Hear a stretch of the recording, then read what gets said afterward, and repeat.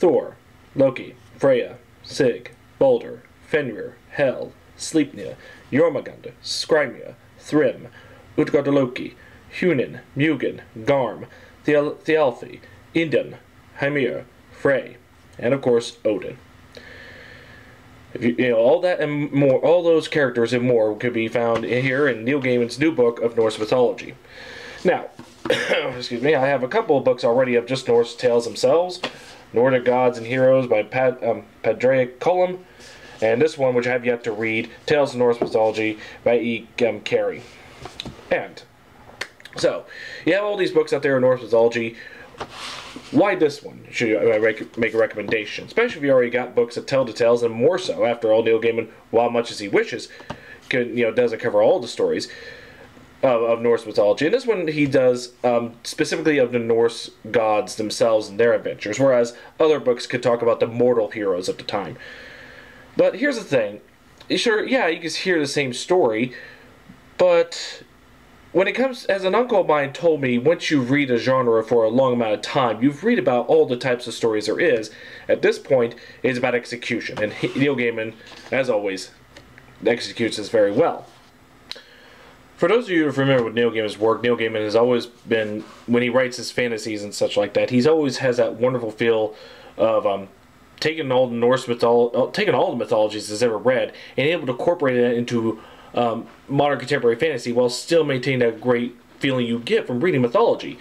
You read The Sandman, you read American Gods, and read even stuff that doesn't even involve directly with that type of thing. With familiar mythology. When he writes such things of otherworldliness, he is very capable of giving you that same feeling you have from reading mythologies, and that sort of weirdness, its mystical, feeling about it. He's adapted it very well. Now he's going to just writing the source of the stories themselves. Now, and of course, when one of the things he does differently with this than you would find in other mythologies you may have read. He gives while telling the stories in that telling the stories as they are, he's able to give the characters their own personality in their words that is given. You do feel Thor is very overconfident and kind of dim-witted. You do feel that sort of sly cleverness of Loki, of how he thinks himself. Odin is very brooding and all that, very methodical and all that. And just however they usually describe, Neil Gaiman is able to give him that little bit of personality, but still tells the tales like you would any other regular mythology. So that's a very good touch about this. And when I was, let's see. Now, for those of you new in mythology, may want to say this: you're never going to find a definitive version of this, since many of these tales were told from word to mouth. There's always these slight changes about them, but the bases are the same. So with that said, I'm reminded of an uncle who told me that if you read into a genre early in your life, by the time you reach 40, you've read all that there is. At this point, so you read the same stories before. At this point, you're just worried about the execution of similar themes. And I think that should be taken in mind when you read Neil Gaiman's Norse mythology here. So you get all the a lot of the classic stories strictly of the gods themselves. In books like this, it talks about not only the Norse gods but also the human heroes themselves, like Siegfried and all that. But this one's strictly of the Norse gods and their adventures. And is it all of them? No. He did. There's a few stories he probably would have left out. He didn't give out much about the Valkyries, which he does mention, but he doesn't mention Brunhilde because again he's trying to focus mainly on the Norse gods themselves, and Brunhilde has a lot of dealings with the humans, particularly Siegfried. Now he strictly does with a lot of the adventures. But he tells you how the world began, how the world is set up in these mythologies, and therefore you have the setting set to where, and then he tells about who the gods are, at least in relation to the stories, where to get all their magical treasures like Mjolnir and all that. How did Odin gain his wisdom?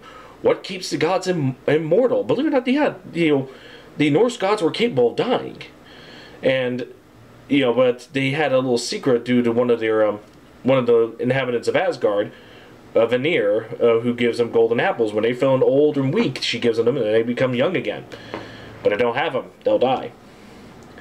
The giants. Usually when you think of giants in fantasy, they're just huge, giant, monstrous creatures.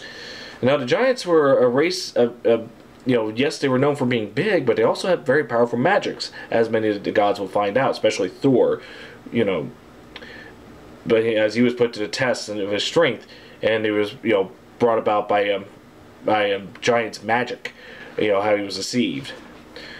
So, and of course, Loki is one of those the characters where he's always portrayed, modern stuff is like, you watch the Thor movies of Marvel, he's always the bad guy, and yes, he is a devious person, but he's also been a hero multiple times. The children of Loki, he had, Loki has several children, and hardly any of them were human, or at least human-looking, should I say. I mean, Sleipnir, Odin's horse, his eight-legged horse, that's one of Loki's children. You also have Jormungandr, the world's serpent, Fenrir, the giant wolf that takes the hand of Tyr, and Hel, who, a woman who is beautiful on one side and, and horribly disfigured on the other. She now rules the underworld where everyone who didn't die bravely in battle goes. And there's a couple of stories about Freya being set up to try, as a prize to the giants, because she is the most beautiful of them all. And there's also many other gods you may not have heard about in current pop culture.